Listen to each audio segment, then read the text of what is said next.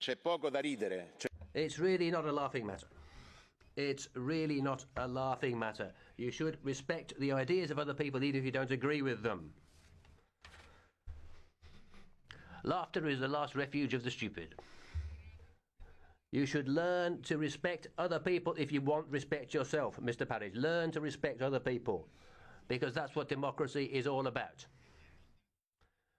You seem to be someone who's nostalgic for dictatorships yourself if you don't respect other people.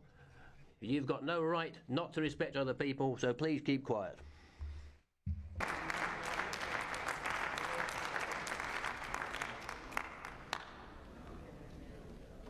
È chiaro a tutti. Né il comunismo. Look, it's clear to everyone, neither communism or fascism has got anything to do with parties that are in this House now, neither politically nor historically. This is absolutely clear to everybody. I don't think that Mr Bullmann wants to say that the liberal right are linked to Nazism, nor, I think, would Mr Kamal equate Nazism with the history of the Socialist Party. I think National Socialism can't be linked to the history of socialism in Europe, nor can it be linked to the liberal right, because both of them fought hard together against the Nazi dictatorship and the communist dictatorship. Please, let's put an end to this debate now. That's clear. Mr Farage. I think under Rule 164 of our revered procedures, I am allowed to respond to the comments you made as President of the Parliament, some of them personally insulting. Maybe you have a bit of a problem with your temper. I will ignore the personal comments you've made about me, but I will say this. We do seem this morning to be struggling just a little bit with our history.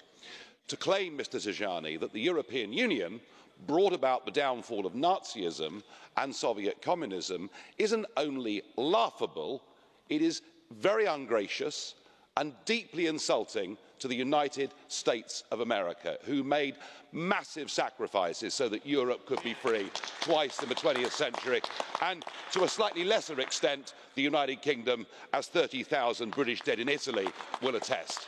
So, you know, you can claim what you want for the European Union, but please do not rewrite history.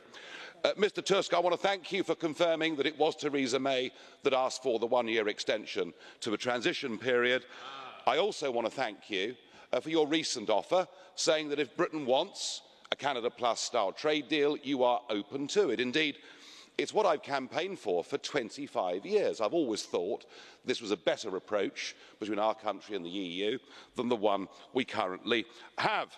Now, every proposal, of course, seems to founder on this question of the Irish border, but given the slight state of panic that German industry is now getting itself into, and maybe that's not surprising because a WTO deal would lead to not just tariffs on German cars, but a weaker pound and probably a more competitive UK economy. So the time has come to look for answers. And the funny thing is, the answers are staring at us. Mr Juncker, in the Irish Parliament not so long ago, made it very clear there were no circumstances under which the European Union would impose a border.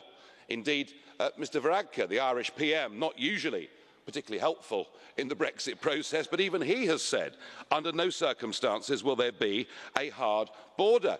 This Parliament produced this study, one of your own committees, the AFCO committee, avoiding a hard border on the island of Ireland for customs control and the free movement of persons. The point is, there are solutions everywhere we look.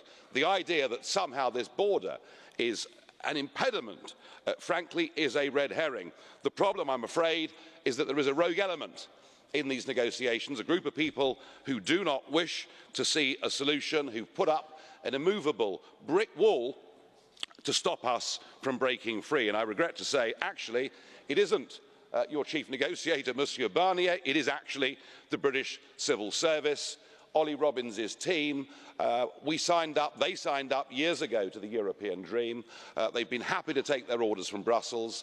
They are now out to sabotage Brexit. They are indeed the enemy within.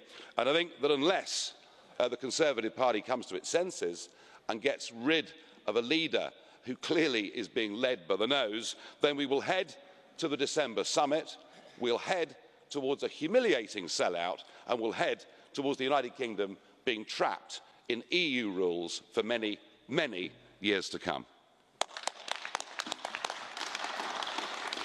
Onorevole Farage. Mr Farage, let me just recall that communism under the Soviet Union, the communist dictatorship, ended when many countries from the east of Europe became part of the European Union.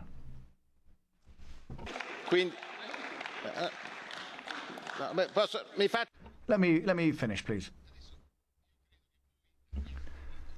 I think that you have a duty to respect everyone's positions. I respect all positions. I've never started laughing when you talk about the United Kingdom because I have full respect for the United Kingdom, but you need to respect the European Union. You can be against, you can leave, but you have to respect the ideas and values of other people. And let me recall to you, Mr Farage, that until next spring, the United Kingdom is still a member of the European Union, because the United Kingdom asked to become a member of the European Union. No one forced the UK to become a member.